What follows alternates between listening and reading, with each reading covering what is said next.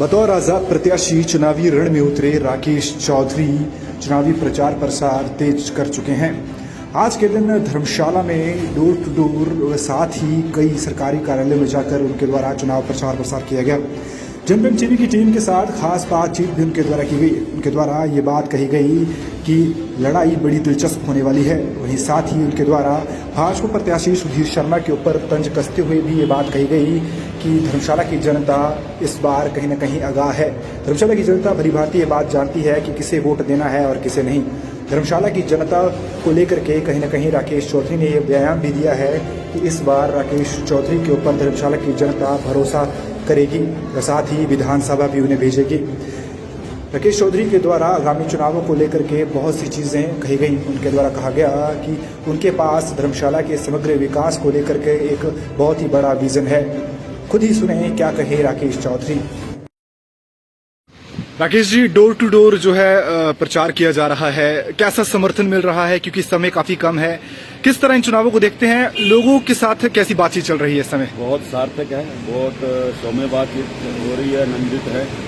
और जो प्रचार का समय है बिल्कुल कम है, अब बिल्कुल जोरों पे है चुनाव। डोर टू डोर जैसे भी समय मिल रहा है, छोटी छोटी नुक्कड़ सभाओं के माध्यम से भी कैंपेन जारी रखा हुआ है। लेकिन जो बीच में समय है उसमें ऑफिस जितने हैं धर्मशाला के अंदर, जैसे डीसी ऑफिस या एसपी ऑफिस, IPH PWD और बार एसोसिएशन के पास हम गए थे, तो वहाँ से सभी जगह से हमें बड़ा पॉजिटिव रिस्पांस मिला और लोग धर्मशाला के इस बार जो है वो बदलाव चाह रहे हैं। त्रिकोणीय समीकरण है, किसी को भी हल्के में नहीं आंक सकते हैं, चाहे वो सुधीर शर्मा की बात करें, आपकी बात करें या फिर जग्गी की बात करें। तीनों इस समय रण में उतरे हैं, जोरों शोरों से प्रचार चल रहा है।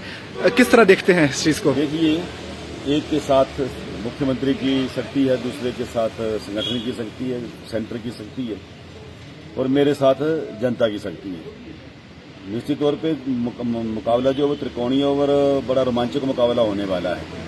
लेकिन हम पूरी ईमानदारी के साथ, श्रद्धा और निष्ठा के साथ लोगों के बीच जा रहे हैं, लोगों के काम करने का वादा कर रहे हैं। लेकिन ये लोग जो शराब और दूसरे पैसे का, धन बल का प्रयोग करके लोगों को बरगला रहे हैं। ये ले लीजिए, वो ले लीजिए, हम आपको इतनी ये कर देंगे, वो कर देंगे। ये मतलब ना लोकतंत्र में इस तरह की जो ये हरकतें हैं वो पूरे लोकतंत्र को मतलब दुरुस्त कर रही है। ये कहूँगा दुरुस्त करने वाली हरकतें हैं ये। सही मायनों में जो लोग काम करवाना चाहते हैं फिर वो काम किसी के होते नहीं। जिस तरह से पिछला 14 महीने का सिनेरियो आप लोगों ने देखा धर्मशाला के अंदर कि एक विधायक को विधायक बनाया गया और उसने किसी के साथ न किसी की बात सुनी, न किसी के साथ कोई संवाद किया, न किसी के लिए कोई दरवाजे अपने गेट खोले, न कभी अपना फोन स्विच ऑन किया। तो ऐसा ही आलम होगा अगर लोग अभी भी इस चीज को नहीं समझेंगे और खाने के चक्कर में पड़े रहेंगे तो फिर बड़ा मुश्किल हो जाएगा। लेकिन इस बार लोगों ने मन बनाया है कि हम इस बार कुछ नया करेंगे और राकेश चौधरी को आगे लेके जाएंगे। राकेश जी, जब घर घर पहुंच रहे हैं तो लोग क्या क्या समस्याएं आपके सामने रख रहे हैं? देखिए, धर्मशाला के लोगों की समस्या को बड़ी मेजर समस्या नहीं है। धर्मशाला एक सेकंड राजधानी के रूप में भी एक विधानसभा क्षेत्र है।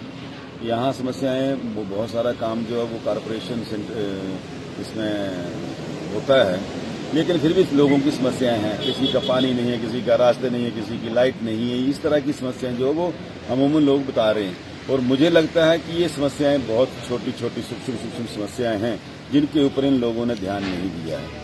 और 4 तारीख के बाद हम अपने अंदर से सारी समस्याओं को सॉल्व करवाएंगे, ये लोगों का वायदा कर रहे हैं। राकेश जी, ज्यादा समय नहीं लूंगा, अंतिम सवाल है। जनबल आपके साथ है, इसमें कोई दो राय नहीं है, क्योंकि हर बार देखा जाता है जब भी चुनाव आते हैं, चुनाव के बिल्कुल अंतिम क्षण में जो एक तहलका आपके द्वारा किया जाता है, जनसभाएं की जाती हैं।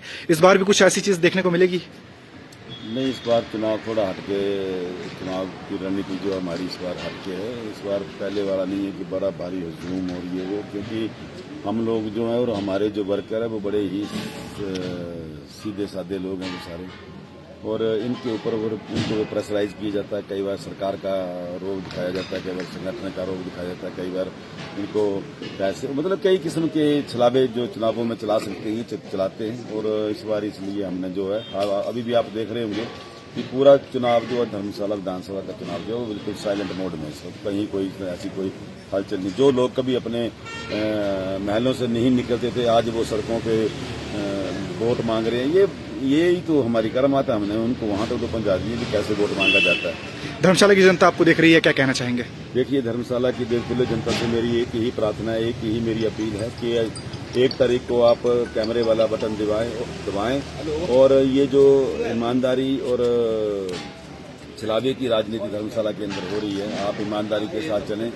और इसका परिचय हमने दिया भी, क्योंकि जब हमें बैठने के लिए कहा जा रहा था तो बहुत बड़े बड़े ऑफर थे हमारे लिए भी, लेकिन हमने सबको ठुकरा के धर्मशाला की देवतुल्य जनता, धर्मशाला की पढ़ी लिखी जनता, धर्मशाला की भोली भाली जनता के साथ अपना डिसीजन लिया है और बिल्कुल ईमानदारी के साथ खड़े रहे, ना झुके ना बिके। ये टैग हमारे ऊपर कभी नहीं लगा सकता कोई। हम ईमानदारी के साथ जन सेवा करने के लिए आए हैं और जन सेवक बन के ही रहेंगे। हमें किसी प्रकार का साब या ये वो सब सुनने का कोई वो नहीं है। हम बिल्कुल जन सेवा के लिए आए हैं, जन सेवा करेंगे, आप लोगों की सेवा करेंगे, तो धर्मशाला की देवतुल्य जनता की सेवा करने के लिए ही मैं ये चुनाव लड़ रहा हूँ। इसलिए आपसे मेरी विनम्र प्रार्थना है, बारंबार प्रार्थना है कि आप 1 तारीख को कैमरे वाला बटन दबाएं और आप मेरी इस अपील को बिल्कुल गंभीरता से लें और इस बार चुनाव जो है आप हमें शिमला पहुंचाएं। यही मेरी प्रार्थना है, यही मेरा अपील है। जय हिंद।